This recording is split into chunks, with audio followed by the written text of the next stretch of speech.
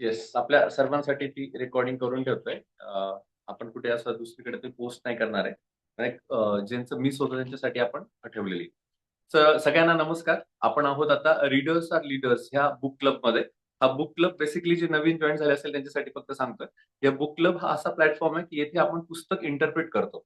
Okay, तर बऱ्यापैकी काय होतं की बऱ्याच जणांनी खूप पुस्तकं घेतलेली असतात पण वाचून होत नाही किंवा वाचलेली असतात पण ती ऍक्च्युली कळत नाही. तर ते चांगल्या रीतीने कळावे आणि त्यामुळे आपली निर्णय क्षमता चांगली वाढावी. आपल्या आयुष्यामध्ये आपण अजून सुखी व्हावं. आरोग्य चांगलं व्हावं. पैसा चांगला आपल्या आयुष्यामध्ये यावा. त्याचबरोबर आपले रिलेशन सुधारावेत. आपल्या इथे शांतता पसरावी. त्याचबरोबर आपल्या सगळ्यांचं भलं व्हावं. यासाठी आपण हा बुक क्लब राबवतो आहे आणि हा आता गेल्या 3 महिन्यापासून आपण राबवतो आहे. याच्यामध्ये आपण स्टार्टिंगला how to win friends and influence people which is written by Dale Carnegie हे पुस्तक पूर्ण केलं. त्याच्यानंतर atomic habit which is written by James Clear हे पुस्तक आपलं पूर्ण झालं आणि त्याच्यानंतर आत्ताच रिसेंटली मागच्या महिन्यामध्ये किंवा ह्याच महिन्यामध्ये आपण the secret which is written by Rhonda Byrne हे पुस्तक पूर्ण केलं आणि नंतर आपण पोल घेतला आणि पोल घेतल्यानंतर आपण काय ठरवलंय आता the power of your subconscious mind हे पुस्तक वाचायचं. तर मग याच्यातले 2 चॅप्टर आपले कंप्लीट झालेले आहेत आणि त्याचाच लागून तिसरा चॅप्टर आहे.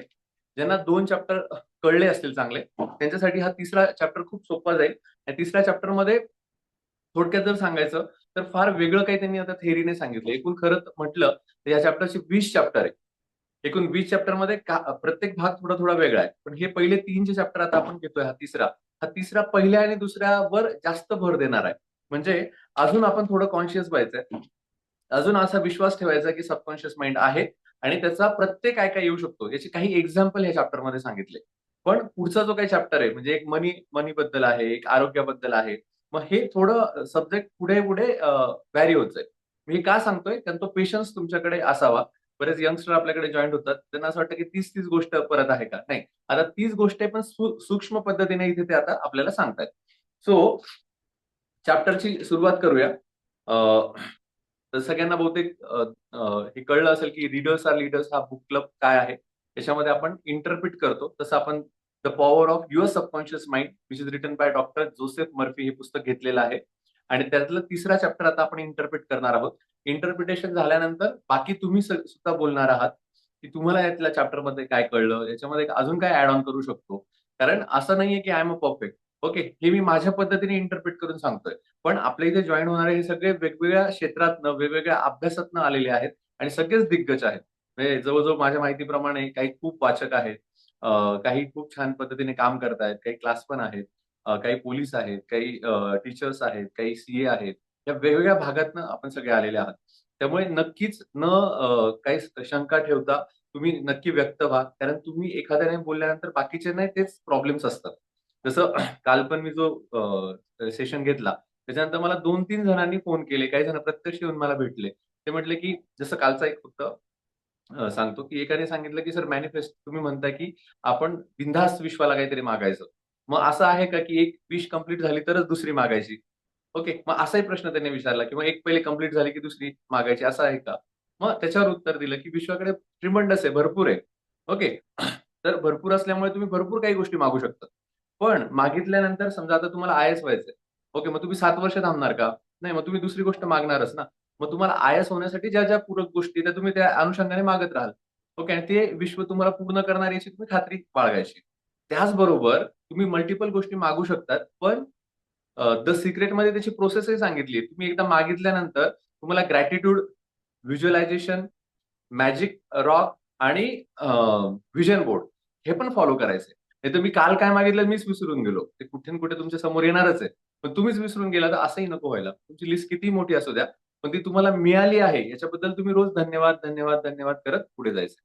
तर अशा बऱ्याच गोष्टी आहेत. तर मग तुम्ही जेव्हा बोलायला लागतात, तर त्यावेळेस बाकीची लोकांना कळतं की अरे हे खरं आहे किंवा त्यांना प्रत्यय येतो. की त्यांनाही कळतं अरे हां, असा पण विचार आपल्याला करता येतो. त्यामुळे नक्की तुम्ही बोलत जा.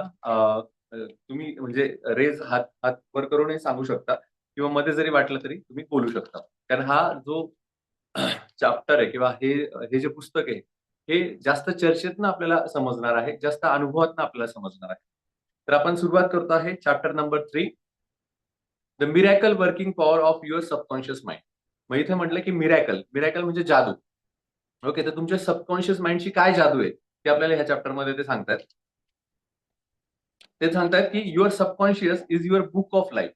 म्हणजे तुमचं सबकॉन्शियस माइंड म्हणजे तुमचं एक पुस्तकच आहे तुमच्या लाईफमध्ये, आणि ते पुस्तक तुम्ही स्वतः लिहिताय. मग तुम्ही जे लिहाल ते वाचता येणार आहे, तुम्ही जे लिहाल ते प्रत्यक्ष उतरणार आहे. त्यामुळे तुम्हाला काय लिहायचं हे तुम्ही ठरवायचं. Whatever you write on the inside your experience on the outside. तुम्ही जे पण काही त्या पुस्तकामध्ये लिहाल, ओके, आपण पुस्तक केव्हा लिहितो की जसं मला एखादा एक्सपिरियन्स आला तर मग मी लिहितो. तसं सबकॉन्शियस माइंड आहे, तुम्ही जे लिहाल तेच तुम्हाला आउटसाइड दिसेल. ते जे तुम्ही आउटसाइड बघताय तेच तुम्हाला इनसाइड तुम्ही पर्क्युलेट करणार आहे. म्हणजे बोथ आर ट्रू. ओके, मला कॉन्शियस माइंडने सांगितलं ते मी ऐकलं आणि ऍक्सेप्ट केलं, तेच माझ्या सबकॉन्शियस माइंडने लगेच धरलं आणि त्यानुसार तो काम करायला लागला. ओके, म्हणजे द थिंग इज दॅट हे पुस्तक आहे ते तुमच्या हातात आहे की ते कसं लिहायचं आणि तेच खरं होणार आहे, ही पण तेवढीच गोष्ट खरी आहे. याचा कॉन्फिडन्स तुम्ही ठेवायचा. Your subconscious accept the verdict of your conscious mind as a final. मग तुमचं सबकॉन्शियस माइंड एकदम एकदम पक्क असतं की ते त्याला माहिती असतं कॉन्शियस माइंडने सांगितलंय. ओके, मग हेच खरं आहे आणि हेच आता मला फॉलो करायचं. मग त्याच्यामध्ये तो काही आर्ग्यू करत नाही, त्याचं काही भांडण करत नाही आणि त्याला गरजही नसतं. तो म्हणतो, हा तू म्हटलंय ना, बस I want to do that, मी ते करतो. ओके, हे चांगलं हे वाईट असं तो डिस्टिंग्विश करत नाही.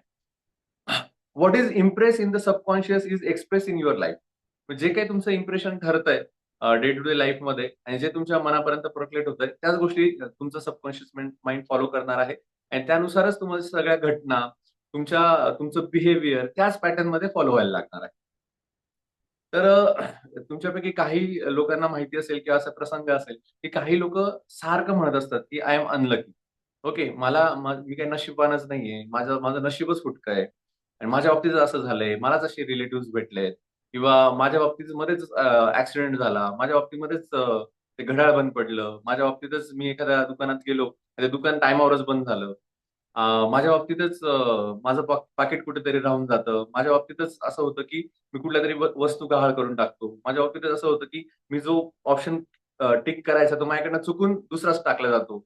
अशा बऱ्याच गोष्टी आपण माझ्याकडनं अशा निगेटिव्ह गोष्टी आपण बोलत असतो आणि आपला बिलीफ होऊन जातो, की हा हे असंच आहे. आणि मग सबकॉन्शियस म्हणतो, अरे कॉन्शियस माइंड हे सगळं जर म्हणतंय तर आय शुड फॉलो इट. आणि मग सबकॉन्शियस माइंड पण समजून घेतं की आपल्याला पण असंच विसरायचंय.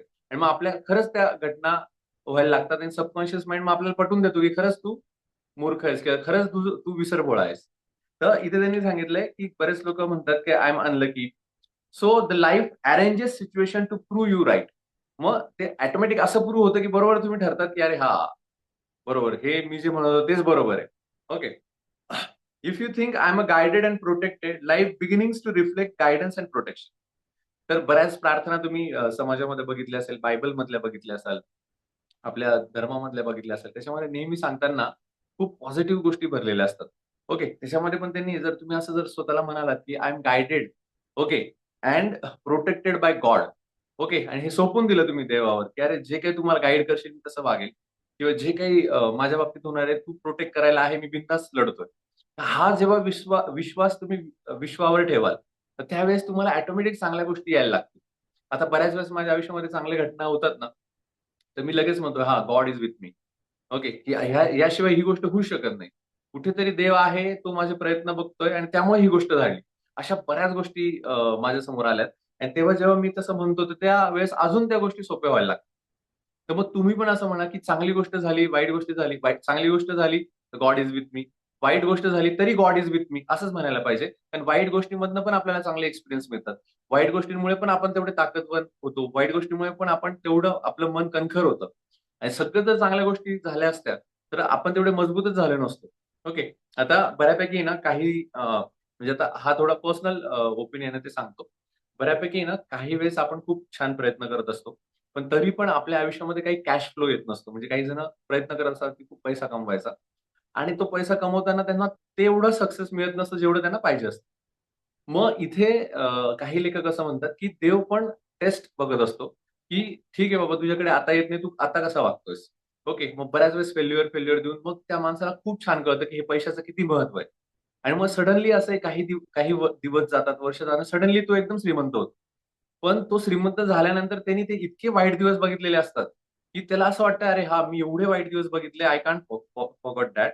त्यामुळे मी आता चांगलं वागेन."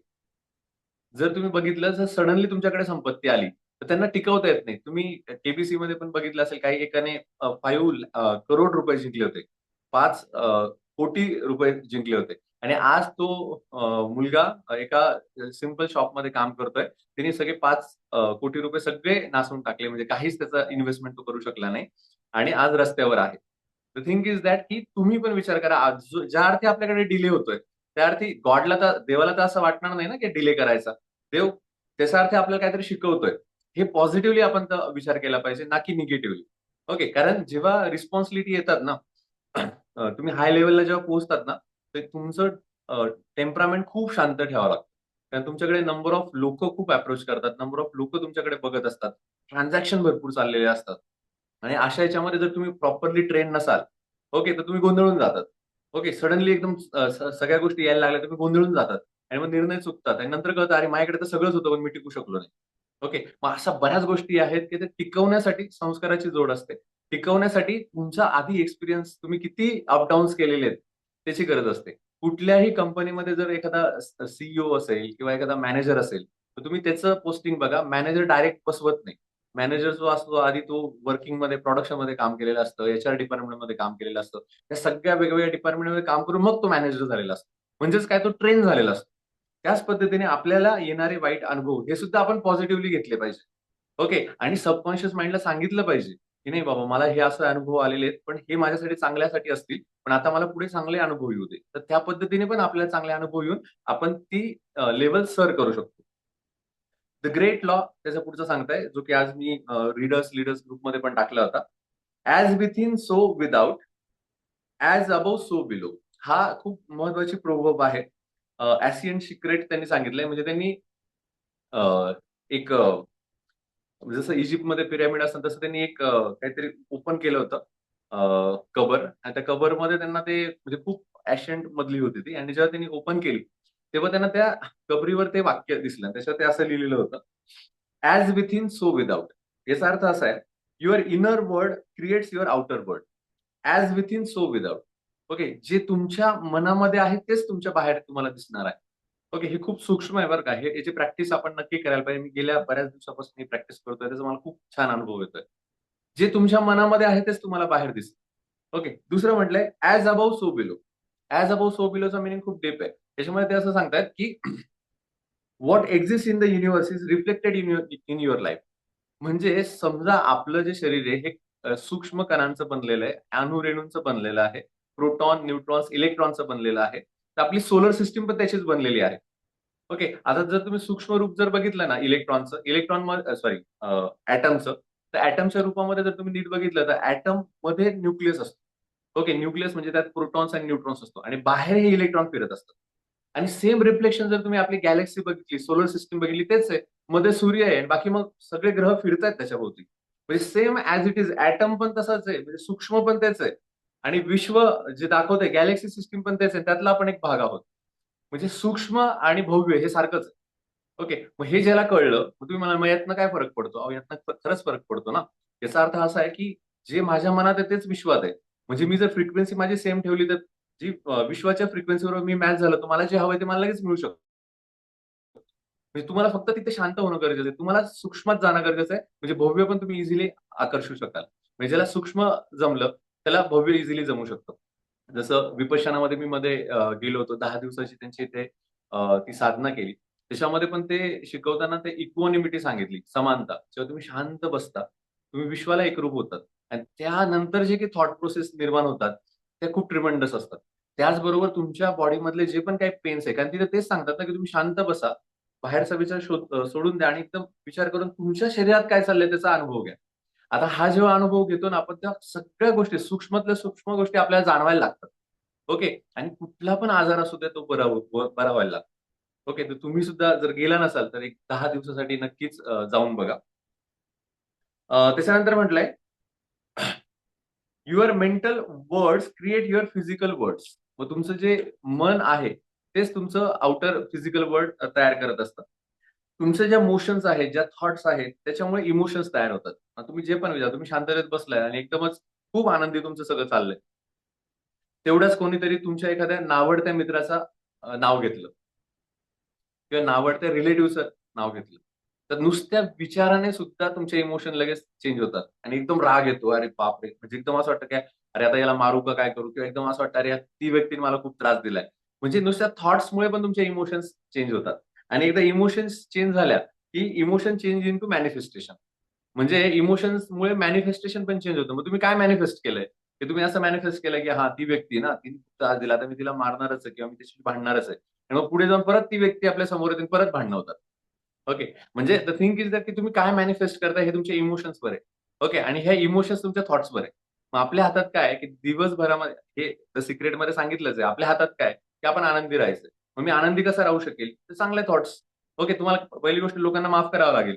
ओके. जरी आपली चुकी असली किंवा त्यांची चुकी असली व्हॉटएव्हर, तुम्हाला माफ करून पण तुम्हाला आनंदी राहायचं. तुम्ही जेव्हा आनंदी राहतात, तर चांगल्या गोष्टी तुमच्याकडे बरोबर व्हायब्रेट होतात. चांगल्या गोष्टीमुळे चांगले थॉट्स निर्माण होतात, चांगल्या फिलिंग्स निर्माण होतात. आणि जेव्हा तुम्ही चांगल्या फिलिंग्समध्ये असतात, तर whatever you imagine to be happy in your life get real. Okay. तर हा सूक्ष्म भाग आहे. तर थोडा समजून घ्या. थोडं कठीण आहे. प्रॅक्टिकली कठीण आहे. ओके. कारण जसं इझिली मी म्हणतोय तुम्हाला, की हां, एखाद्याला माफ करून टाका. मग लगेच राग आहे तर सोडून द्या. तर हे सगळ्यांना प्रॅक्टिकली शक्य होत नाही. ही साधना आहे. हळू-हळू या सगळ्या गोष्टी होतात. Even I am also following it. The subconscious control the body. आता याच्यात त्यांनी असं सांगितलं, की तुम्ही अजून विश्वास ठेवा, सबकॉन्शियस माइंड आहे. मग ते का आहे? हे कसं तुम्ही विश्वास ठेवायचा? तर त्यांनी सांगितलं, की आपलं जे शरीर आहे, त्याच्यामध्ये जे नाडीचे ठोके जे पडतायत, हार्ट बीट्स पडतायत. ओके. आता हे तुम्ही कुठलंही मशीन तयार केलं तर तरी अजून रिअल झालेलं नाहीये. एखाद्याने समजा म्हणजे आपली जी प्रोसेस आहे, ओके, रिप्रोडक्शनची, तसं न करता एखाद्याने समजा रोबोटच तयार केलाय आणि त्याच्यामध्ये प्राण टाकलाय. असं एक सक्सेसफुल मॉडेल झालेलं अजून तरी दिसत नाहीये पूर्ण विश्वामध्ये. अजून काही शोध चालू आहे. I am aware about that. पण तरी पण एक रिअल असं काही तयार झालेलं नाहीये. तर त्यांनी असं सांगितलं, की आपले हार्टबीट चालू आहे. ओके. त्याच्यानंतर आपण डायजेस्ट करतोय. आता हे कोण करतंय सगळं? ओके. कॉन्शियस माइंड तर करत नाहीये, पण हे सबकॉन्शियस माइंड सगळ्या गोष्टी व्यवस्थित करून घेतंय. त्याच्यानंतर इट कंट्रोल्स हीलिंग. तुम्हाला काही लागलं तर ते बरं करतंय. Works 24 hours a day. हे कधीच झोपत नाही. 24 तास काम करत असतं. असं कधीच नाहीये, की ते शांत झोपलंय. अजिबात नाही. ते जागृत असतं. It already know how to heal. आणि ह्या सूक्ष्म मनाला हे सगळ्या ज्या आपल्या क्रिया घडतायत आपल्या शरीरामध्ये, ओके, ह्या सगळ्या सबकॉन्शियस माइंडला माहिती आहेत.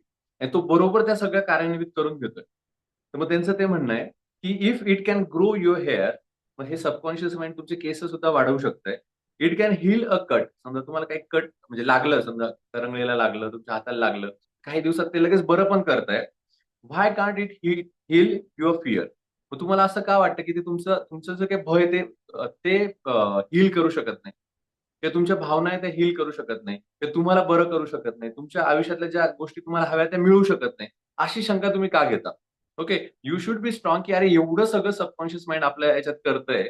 ओके. आता तुम्हाला त्यातलं महत्त्व कळलं असेल का नाही ठाऊक नाही. आपल्या शरीरामध्ये एका सेकंदाला मनशक्ती प्रयोग केंद्राचा अभ्यास आहे. मग एका सेकंदाला जवळ-जवळ 12 कोटी पेशी हे एका सेकंदाला जन्म घेतात आणि एका सेकंदाला मरण पावतात. एका सेकंदाला बरं का.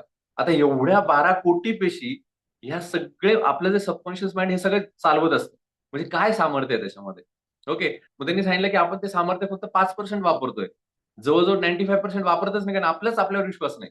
आणि आपण आपल्या स्वतःला कमी लेखतोय. आपणच आपल्या याच्यावर डाऊट घेतोय. आणि ह्या सगळ्या लोकं जसं आपल्याला ट्रीट करताय आपण त्यानुसार रॅट रेसमध्ये धावतोय. तसं न करता तुम्ही पॉज करा. तुम्हाला काय हवं ते मॅनिफेस्ट करा. ते विश्वाला मागा आणि त्यानुसार तुम्हाला त्या गोष्टी बरोबर व्हायला लागतील. अ, त्याचं एक प्रत्यय म्हणून जोसेफ मर्फीनी त्यांचंच एक उदाहरण सांगितलं. त्यांना एक स्किनचा आजार होता. त्याला त्यांनी सॅरकॉम म्हटलंय. सॅरकॉम नावाचा त्यांना स्किनचा आजार होता आणि the same intelligence can created his body can heal. हां, मग त्यांनी खूप डॉक्टर केले. डॉक्टरांनी त्याला सांगितलं, की तुला काही लवकर तर काही बरं होणार नाही. तुला खूप वेळ लागेल. ह्या सगळ्या गोष्टी त्यांनी सांगितल्या. पण मीनवाईल जोसेफ मर्सी हे पुस्तक लिहीत होते. त्यांना अनुभव सगळा येत होता. त्यांचं सगळं चाललं होतं. मग ते म्हटले, "ठीक आहे, let let try from our side." आणि मग त्यांनी ते सबकॉन्शियस माइंडला सांगितलं, की हा जो आजार आहे, हा माझा नाहीये. ओके, मला तो नकोय. ओके, मी खूप बरा होतोय. मला खूप छान वाटतंय आणि I am healthy, I am fit, I am attractive असं ते बोलायला त्यांनी सुरुवात केली. आणि त्यांनी सांगितलं, "within 1 month he trusted the healing power within and within 1 month the condition disappear." मग ती जी काही ॲडव्हर्स कंडिशन झाली होती, ती सगळी डिसअपिअर झाली. The doctor dress the wound. मग ते जोसेफ मर्सी म्हणतात, की doctor just dress the wound, but the subconscious heels it. Okay. पण तुमचं जे सबकॉन्शियस माइंड आहे, ते खरं ते हील करत असतं. आता तुम्हाला प्लॅसिबो इफेक्ट पण माहिती असेल. प्लॅसिबो इफेक्टमध्ये तेच सांगितलंय ना, आता इव्हन मी माझं पण उदाहरण देतो, की एक सर्टन डॉक्टर आहेत. तर मी लहानपणापासून त्यांच्याकडे जातो. ओके. मी पुण्याला शिकायला होतो. मी कधीही आजारी पडलो, तर पहिले त्यांना फोन करायचो. म्हणजे आधी मी बाकीचे डॉक्टर करायचो. मला काहीच फरक नाही पडायचा. मग मी डॉक्टरांना फोन करायचो. डॉक्टर त्या मेडिकलवाल्याशी बोलायचे. सांगायचे, की हे औषध राहुलला दे. आणि ते औषध मी घ्यायचो. मला एका दिवसात फरक पडायचा. ओके. आणि तेच बाकीचे डॉक्टर होते तर नाही पडायचं. कारण हे लहानपणापासून माझ्या लक्षात आलं होतं. म्हणजे माझं बिलीफ होतं. ह्या डॉक्टरांनी सांगितलंय म्हणजे माझं ते बरंच होईल. ओके. मग व्हॉटएव्हर त्यांनी साखरेच्या गोळ्या का देईना. प्लॅसिबो इफेक्टमध्ये तेच सांगितलंय, की हे सगळं तुमचं सबकॉन्शियस माइंड करताय आणि सबकॉन्शियस माइंडच्या प्लॅसिबो इफेक्टमध्ये त्यांनी सांगितलंय, एखाद्याला जर तुम्ही विश्वास दिला, की तू बरा होणार आहे, फक्त ही गोळी घे. ओके. आणि ती विश्वासाने समजा ती गोळी त्यांनी खाल्ली, तर तो खराच बरा होतो. आणि ती गोळी साखरेची असली तरी चालेल. ओके. याला म्हणतात प्लॅसिबो इफेक्ट. मग एवढं तीव्र, एवढं छान कॉन्फिडन्स, एवढा चांगला विश्वास आपल्या सबकॉन्शियस माइंडवर पाहिजे, की आपण बरेच होणार आहोत. ओके. आपल्याला हवं ते आपल्याला मिळणारच आहे. ओके. हे विश्वाला तुम्ही मागायचं आणि विश्वास ठेवायचा. मग ह्या गोष्टी परत परत का सांगतोय? ओव्हर पिरियड ऑफ टाईम तुम्हाला कळेल, की तुम्ही त्या गोष्टी विसरणार आहात. कारण हे जगाची धावपळ एवढी आहे, एवढ्या प्रकारचे लोकं मिळतात, की त्यांचा सगळ्यांचा अभ्यास झालेला नसतो. मग काही जण तुम्हाला क्रिटिसाइज करतील. ओके. काही जण तुम्हाला तुमचा द्वेष करतील. काही जण तुम्हाला मुद्दामून रागात आणतील. या सगळ्या गोष्टी होणार आहेत आणि याच्यामध्ये तुमचा कस लागणार आहे. मग तेव्हा तुम्हाला सारखं आठवायचंय, नाही मला I am not attracting it. Okay. मला जे हवंय मी तेच अट्रॅक्ट करेल आणि आय विल म्हणजे मी हे दुर्लक्ष करेन. कारण तुम्ही जितकं लवकर दुर्लक्ष कराल आणि तुमचं जे लक्ष असेल, जे मेन तुमच्या गोष्टीवर असेल, तेवढ्या लवकर तुम्ही ती गोष्ट अट्रॅक्ट करू शकता. Restoring atrophic optic nerve. आता हे एक पुढचं छान उदाहरण सांगितलंय. एक माणूस होता. A man with a damage optic nerve use a faith, belief and mental imaginary. म्हणजे हा माणसाचं काय झालं होतं, डोळे खराब झाले होते. ते डॅमेज झाले होते नर्व्ह. आणि डॉक्टरांनी सांगितलं, "बाबा तू आता काही परत आयुष्यात बघू शकत नाही, कारण ते डॅमेजच झाले तुझे. म्हणजे तू बघूच शकत नाही आता." आणि त्यांनी असं सांगितलं स्वतःला, की नाही हे डॉक्टर म्हणतो ते चुकीचं आहे आणि मी बघू शकतो. ओके. आणि मला तेवढा विश्वास आहे, की मी हे सगळे कलर बघू शकतोय. मला हे सगळं आयुष्य बघता येतंय आणि माझ्या डोळ्यांवर विश्वास आहे आणि मी रिपेअर होतोय. असं तो म्हणायला लागला, he impress perfect sight on his subconscious. त्या सबकॉन्शियस माइंडला तो सांगायला लागला, "नाही मला दिसतंय, मला दिसतंय, मला दिसतंय." आणि हिलिंग बिगिनिंग्स म्हणजे ह्या गोष्टी करत असं झालं, की काही महिन्यातच त्याला दिसायला लागलं. आणि तो पूर्णपणे बरा झाला आणि डॉक्टर सुद्धा थक्क झाले, की "अरे बापरे! हे झालं कसं काय?" ओके. आणि इथे जर ही गोष्ट खरी आहे बरं का, म्हणजे हे जोसेफ सरांनीच दिले, डॉक्टर जोसेफ सरांनीच दिले. त्यामुळे तुम्ही हवं तर क्रॉस रेफरन्स करून बघू शकता. पण मी अशा गोष्टी बऱ्याच ऐकलेल्या आहेत, की जिथे हे होऊ शकतं. जसं भीष्मराज बाम यांचे काही पुस्तक आहेत. मी मागवलेत मला स्वतः वाचायला. ॲक्चुअली लाँग बॅक मी वाचले होते. भीष्मराज बाम यांनी पण सबकॉन्शियस माइंडचं महत्त्व सांगितलं. त्यांनी राहुल द्रविड, अंजली भागवत यांना ट्रेन केलेलं आहे. तर ह्या गोष्टी होतात. ओके. तर याचा आपण वापर करून घ्यायला पाहिजे आणि खूप शॉर्टकट मेथड आहे.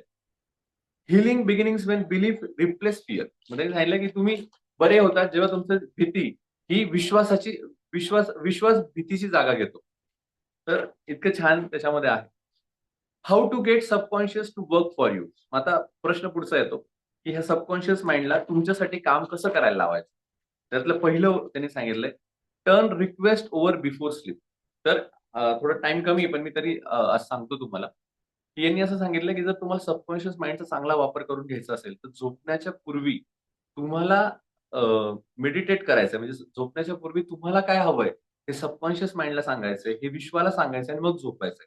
आणि सकाळी उठल्यानंतर परत तेच करायचंय. हे विश्वाला काय सांगितलं होतं रात्री तुम्ही, तेच परत आठवायचे, तेच परत मागायचं आणि दिवस सुरू करायचा. पण मनशक्ती प्रयोग केंद्राचा जेव्हा मी बऱ्याच सेशन्स केले, तर त्यांनी एक खूप सायंटिफिक मेथड सांगितली आणि त्यांनी सांगितलंय मेंदू प्रतीक. तर मी अजूनही आता गेल्या 3 वर्षापासून ना मेंदू प्रतीक वापरतो. ही डायरी आहे. डायरीमध्ये ना एकूण मी 12 महिन्याचे 12 मेंदू प्रतीक चिटकवले. तर प्रत्येक महिन्याचा मेंदू प्रतीक वेगळा आहे, त्याचा कलर वेगळा आहे आणि त्याच्यावर काय मेंदू प्रतीक म्हणजे खरंच मेंदूचं चित्र आहे. हे बघा, तुम्हाला दिसेल का नाही माहीत नाही, पण मेंदू आहे, मेंदूचं चित्र त्याच्यामध्ये दिलेलं आहे. तर आता त्यात करायचं काय सांगितलंय त्यांनी, त्यांच्या दर महिन्याच्या मासिक अंकामध्ये पण शेवटी येतं. ते फक्त तुम्हाला वाचून दाखवतो.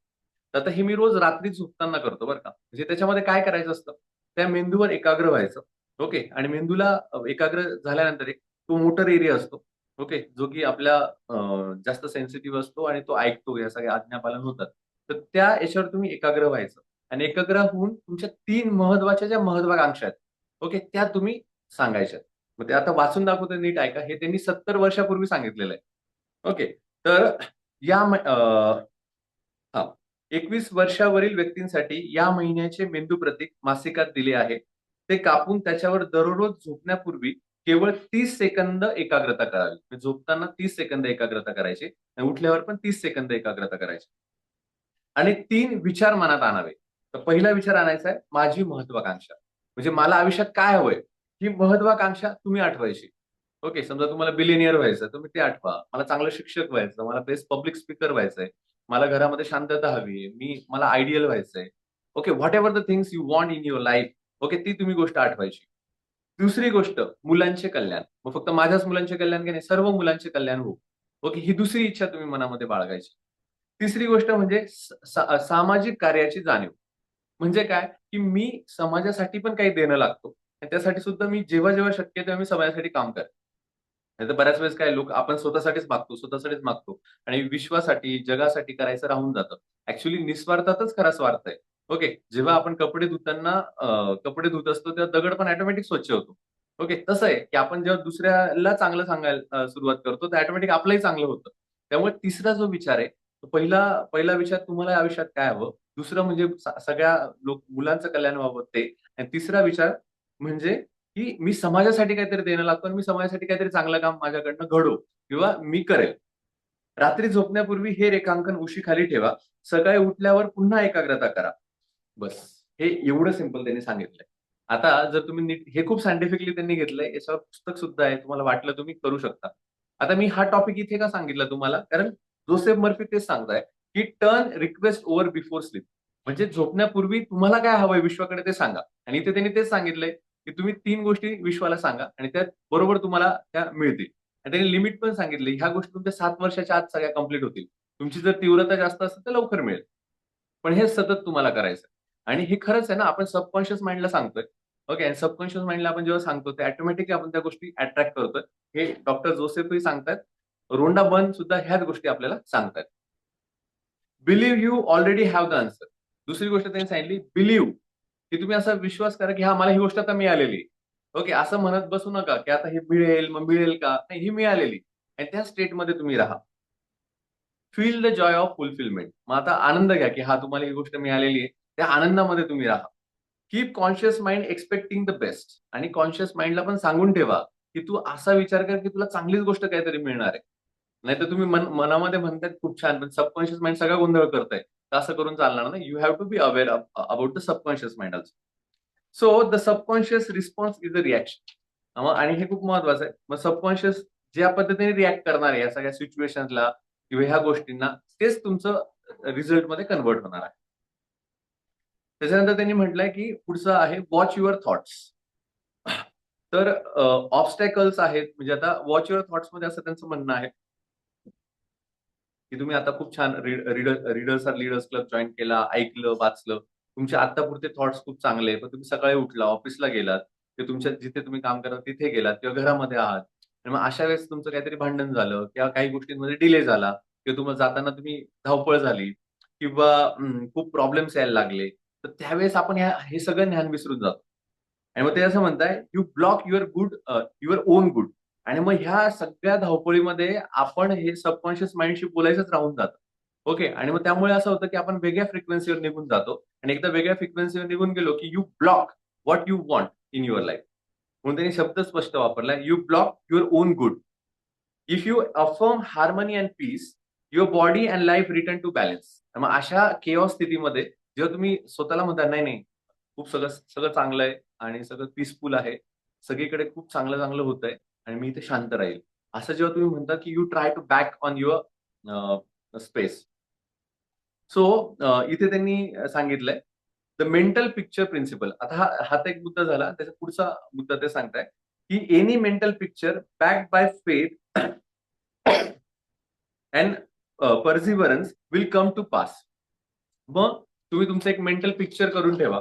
ओके. म्हणजे ते तुम्ही तुमची जसं आयडेंटिटी शिफ्टिंग म्हणतो आपण, की तशी तुम्ही आयडेंटिटी करून ठेवा, की कुठल्याही परिस्थितीमध्ये मी असलो, तर त्या परिस्थितीत मी शांत राहील आणि मी त्या पद्धतीने खूप छान पद्धतीने ती गोष्ट हँडल करेल. तर हे मेंटल पिक्चर तुम्ही स्वतःचं काय बघितलं हे खूप महत्वाचं आहे. जसं एक स्टुडंटशी मी बोलत होतो आणि 5 क्लब बद्दल आमचं बोलणं चाललं होतं. तर त्या स्टुडंट असं म्हटल्या, की मी 5 ला उठते म्हणे, पण प्रॉब्लेम असा होतो, की सगळे झोपलेले असतात. म्हणजे माझी आई, माझा भाऊ झोपलेला असतात आणि मला असं वाटतं मी पण झोपावं. त्यामुळे माझ्याकडनं काय होईल असं वाटत. मग त्यानंतर मी सांगितलं की नाही, आपल्याला प्रतिकूल परिस्थितीमध्ये तुम्ही स्वतःला काय समजता हे खूप महत्वाचं आहे ना. आणि तुम्हाला ते प्रूव्ह करून दाखवायचं की हे किती ऍडव्हर्स कंडिशन असेल तरी मी खूप छान पद्धतीने वागेन. ओके. मला आणि कोणीतरी गोष्ट पण ती सांगितली का तुम्हीच सांगितली, की अशा एका वाईट कंडिशनमध्ये काही सोल्जर राहत होते, की त्या सोल्जरला खायला-प्यायला काही व्यवस्थित नव्हतं, सगळं व्यवस्थित नव्हतं आणि त्यामुळे त्या सोल्जरची बऱ्याच सोल्जरची म्हणजे जवळ-जवळ 1000 सोल्जर तिथे अडकलेले होते. त्या 1000 सोल्जरपैकी 999 सोल्जरची जी काही हेल्थ होती सगळी डिटोरिएट झाली. पण एकच सोल्जर असा होता, ओके, की त्याची हेल्थ तशीच राहिली, खूप छान राहिली आणि तो एकटाच सर्व्हायव्ह झाला. ओके. त्याची कथा माझ्याकडे येईल. मला रेफरन्स आठवत नाहीये. पण तो रेफरन्स मी तुम्हाला नक्की पाठवेल. तर मग it's a game of your subconscious mind and it's a game of your faith. So इथे तुम्ही लक्षात ठेवायचंय, before exam instead of fear, imagine teacher congratulating you.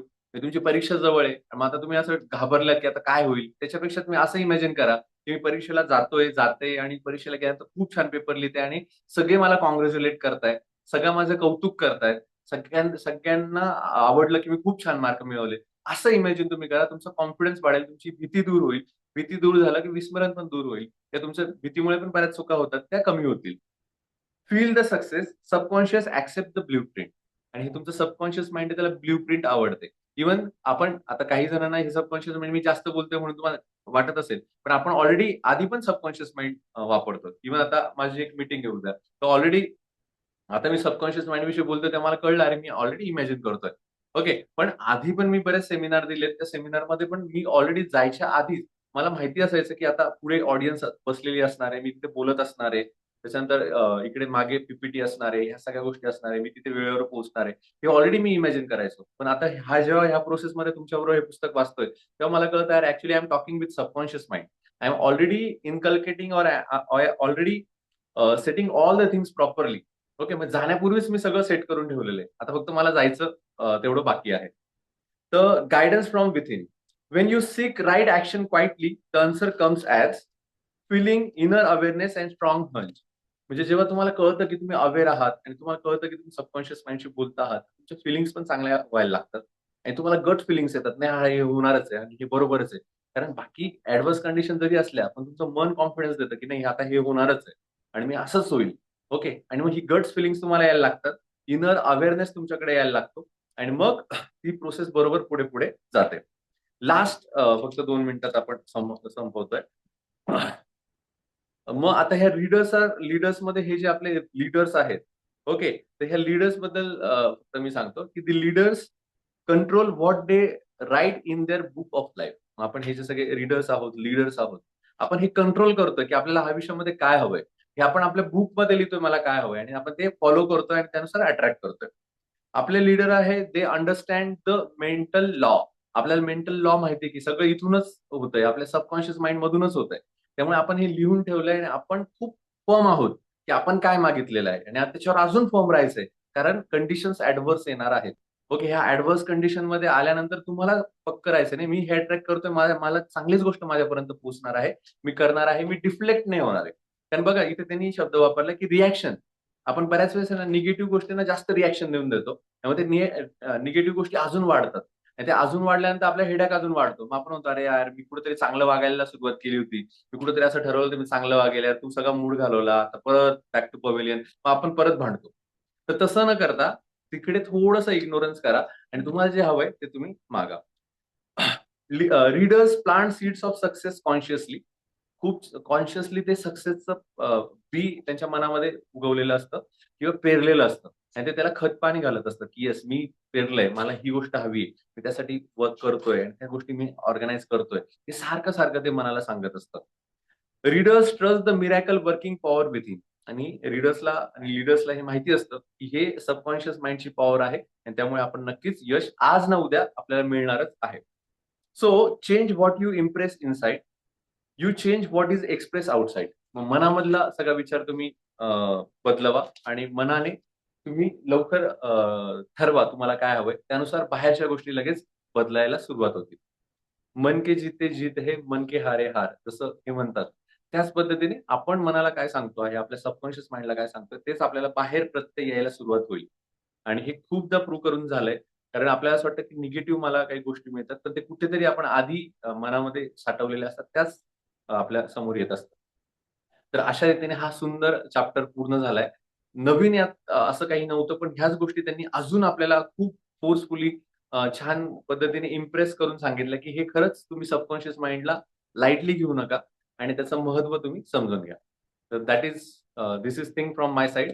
तुम्हाला हा चॅप्टर कसा वाटला? याच्यामध्ये तुम्हाला अजून काय शिकायला मिळालं?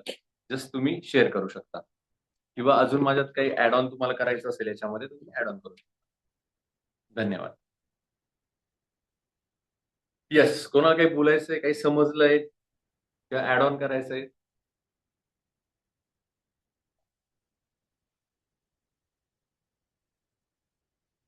एनीवन? कॅमेरा ऑनच करायला पाहिजे असं नाहीये. तुम्ही असंही बोलू शकता.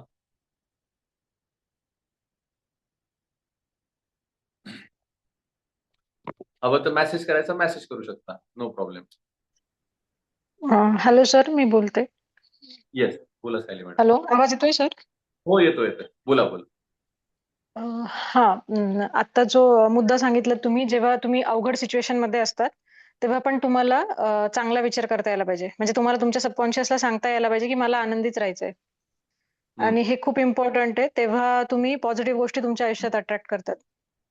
आणि जेव्हा असं होतं आपण अडचणीत असतो ना आणि आपण त्याच्यावरती रिॲक्शन देतो, तर अजून 4 नवीन प्रॉब्लेम आपण आपल्या आयुष्यात घेतो. बरोबर आहे. म्हणजे हे असं घडतं आणि म्हणजे यातून हे की आपण असं स्वतःवर एक्सपेरिमेंट करायला पाहिजे. किती पण वाईट गोष्ट घडली, तरी आपण त्या सिच्युएशनमध्ये पण म्हणजे हॅपीली राहायला पाहिजे आणि बरोबर तुम्हाला पुढे 4 मार्ग मोकळे दिसतात मग किंवा चांगली गोष्ट घडते. एक्झॅक्टली. तेच ना आणि हे आणि अवघड असतं, हे खूप अवघड असतं आणि हे हो, तुम्हाला प्रकर्षाने करावं लागतं. खरंय, खरंय. हे अवघडच आहे आणि ते करणं म्हणजे त्यासाठी आपण कॉन्स्टंटली सांगणं, की आपलं सबकॉन्शियस माइंड म्हणजे एक शेत आहे, एक फार्म आहे. त्याच्यामध्ये आपण जे पेरू ते उगवणार आहे. मग मी एखाद्याला खूप लवकर रिस्पॉन्स दिला, चुकीचा रिस्पॉन्स दिला, ते पण पेरल्याच गेलंय मनामध्ये आणि त्यानुसार मला आता परत वाईट इफेक्ट होणार आहे. हे जेव्हा तुम्ही सारखं-सारखं सबकॉन्शियस माइंड ऐकतंय असं म्हणाल आणि तुम्हीच सायली मॅडम तुम्ही सांगितलं होतं, की आपल्याला वारंवार जी गोष्ट हवी ती आपल्याला रिपीट करायची. तेव्हा कुठेतरी आपण हळू आपल्याला तो प्रत्यय यायला लागतो आणि आपण तसं चांगल्या रीतीने वागायला लागतो. बरोबर. छान.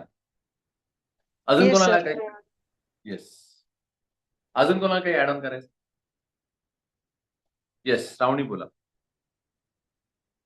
सर 369 जो नियम आहे, तोही सबकॉन्शियस माइंड संबंधित आहे का? श्रावणी 2 मिनिटं याचं उत्तर देऊन देतो. ॲक्चुअली ना 369 ना त्याच्यामध्ये 2-3 गोष्टी आहेत. त्याच्यामध्ये त्यांनी कसं वापरलंय माहिती आहे का? की हॅबिट स्टॅकिंग नावाचं पण त्यात गोष्ट आहे, की 3 वाजता म्हणजे असं धरा, की 3 वाजले असतील, तर तुमच्या लक्षात आलं पाहिजे, की 3 वाजले मला 3 वेळेस मला जे हवंय ते मी लिहिणार आहे. अफर्म करणार आहे. ओके, समजा I am a best, I am a healthy, fit and attractive whatever. तर 3 वाजता तुम्हाला ती गोष्ट 3 वेळेस लिहायची. आणि जेव्हा 6 वाजतील, तर 6 वाजता ती गोष्ट 6 वेळेस लिहायची. नंतर 9 वाजतील, तर रात्री 9 वाजता परत तुम्हाला ती गोष्ट 9 वेळेस लिहायची. म्हणजे तुम्हाला हॅबिट स्टॅकिंग सारखं होतं. अरे हां, चला 3 वाजले, मला 3 वेळेस लिहायची. तर ही पण गोष्ट लक्षात राहते. आणि हा नंबर एक विशिष्ट नंबर आहे. त्याबद्दल अभ्यास माझा थोडा कमी आहे. पण तर 3, 6, 9 या पद्धतीने तुम्ही जेव्हा लिहिता, लिहिल्यानंतर ते सबकॉन्शियस माइंडपर्यंत पोहोचतं. म्हणजे याचाच अर्थ हे सबकॉन्शियस माइंडशीच रिलेटेड आहे. ओके आणि लिहिणं हे जे सांगितलं ना, हे फक्त 3% लोकं करतात. म्हणजे 100% मधले फक्त 3% लोकं लिहितात. ओके आणि त्याच्यामुळेच ते जास्त सक्सेसफुल होतात. असं पुढे तुम्हाला दिसेल, की असं मोठ्या लोकांनी पण सांगितलेलं आहे. येस. अजून हां, श्रावणी बोला. तर मी थोडंसं सायंटिफिक बॅकग्राऊंड सांगते. म्हणजे मी ज्या मनाच्या पातळ्यांबद्दल जे मी अभ्यासलंय त्याबद्दल सांगते. सिग्मंड फ्रॉइड हे जे मनोशास्त्रज्ञ होते, त्यांनी हां. मनाचे 3 स्तर सांगितले होते. जसं मी हां. काल तुम्हाला थोडंसं करेक्ट केलं होतं, सॉरी येस, त्याबद्दल. येस. आपण कॉन्शियस आणि सबकॉन्शियस बद्दल तर जाणतच आहोत. पण अनकॉन्शियस म्हणून पण आहे. म्हणजे हे बघा, जागृत मन म्हणजे कॉन्शियस मन, सुप्त मन म्हणजे अनकॉन्शियस ओके. आणि अबोध मन. एक सेकंड.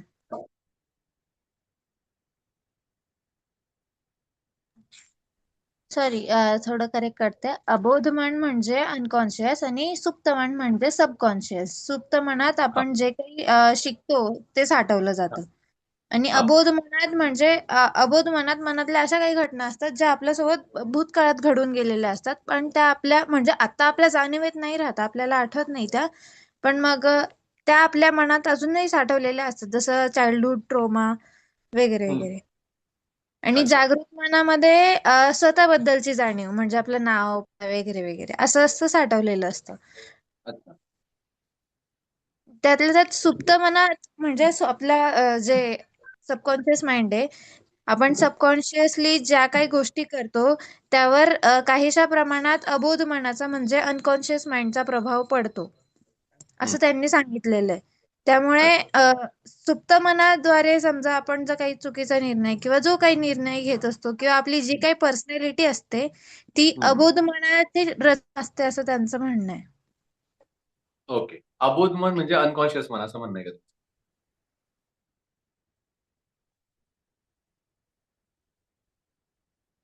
येस. ठीक आहे, हरकत नाही. मी काय म्हणेल की तुम्ही बरोबर आहे तुमची थिअरी, तुम्ही वाचता येतात. मला एक रिटर्न जर थोडं पाठवलं तर मी ग्रुपमध्ये पण पोस्ट करेल. आणि त्याचं अजून काय ऍप्लिकेशन आहे ते पण तुम्ही जर जस्ट थोडं ड्राफ्ट करून पाठवलं तर नक्कीच त्याचा फायदा आपल्या सगळ्यांना होईल. ओके. येस. स्मिता मॅडम बोला. अ, हो सर, तुम्ही ते मागेही मला सांगितलं होतं मेंदू प्रतीक बद्दल. ते मीही येस. फॉलो करते आणि नक्कीच त्याचा रिझल्ट पण मला छान येतोय. म्हणजे या मेथड फक्त वेगवेगळ्या आहेत आणि त्यातून आपल्याला म्हणजे रिझल्ट मिळत राहतात येस. असं म्हणेल मी. म्हणजे सोपं मेंदू. आहे ते, म्हणजे आपण लिहितो जे ते होतात, प्रत्यक्षात घडतात गोष्टी. बरोबर. एकसारखं आपण जर त्याला हे केलं, बोलत राहिलो. येस. बरोबर आहे ना. मेंदू प्रतीक खरंच सोपं आहे. त्याची कॉस्ट फक्त हो. 10 ते 20 रुपये आहे. ओके. पण ते इतकं सायंटिफिक आहे.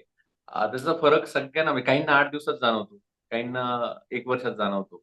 मला कंटिन्युअसली मी त्याशिवाय म्हणजे घेतलं की शांत झोप लागते. मग कधी नसेल तर असं वाटतं अरे काहीतरी मिसिंग आहे का? कारण मी तेव्हा घेतानाच मला आठवतं की हां, whatever the 3 thoughts I need to remember. तर मी ते रिमेंबर करतो. ते आठवतात मला. हां, आठवल्यानंतर शांत झोप लागते.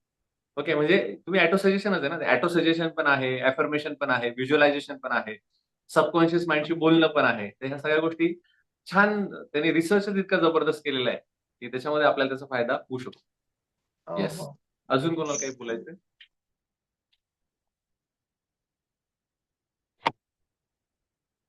ठीक आहे. बहुतेक जवळ-जवळ सगळ्यांनी त्यांचं मतं मांडलेली आहेत. तर आता आपण इथे थांबतो आहोत. उद्या शनिवार आणि रविवार सुट्टी असेल. आपण सोमवारी परत जॉइन होतोय. याचे एकूण 20 चॅप्टर आहे. त्यामुळे आता 3 झालेत. तर आपला प्रयत्न असेल की एकही दिवस मिस न करता. तर आज मला शक्य नव्हतं, पण मी म्हटलं नाही, एक दिवस थोडा पुढे जाईल म्हणजे आपले 17 प्रकरणं राहतील. मग तो पटकन 17 प्रकरणं पूर्ण करूया. सबकॉन्शियस माइंडला समजून घेऊया. मग त्यानुसार आपलं पुढचं व्हिज्युअलायझेशन केलंय आपण, की आपल्याला जास्तीत जास्त पुस्तकं वाचायची आहे आणि अजून आपल्याला कसं लाईफ खूप एन्जॉय करता येईल, अजून कसं लाईफ सुंदर बनवता येईल, याचा आपल्याला नॉलेज समजून घ्यायचं आहे. तर सगळ्यांनी अशीच साथ द्या. सगळे जॉइन झाले, ऐकून घेतलं त्याबद्दल धन्यवाद आणि परत एकदा सगळ्यांचे आभार मानतो आणि इथे थांबतो. धन्यवाद, धन्यवाद, धन्यवाद. Thank you sir. मी त्याकडे बोलायचं आहे. येस. बोलायचंय का सिद्धा मॅडम? नाही, बाय मिस्टेक झालं. ओके. ठीक. धन्यवाद. Okay.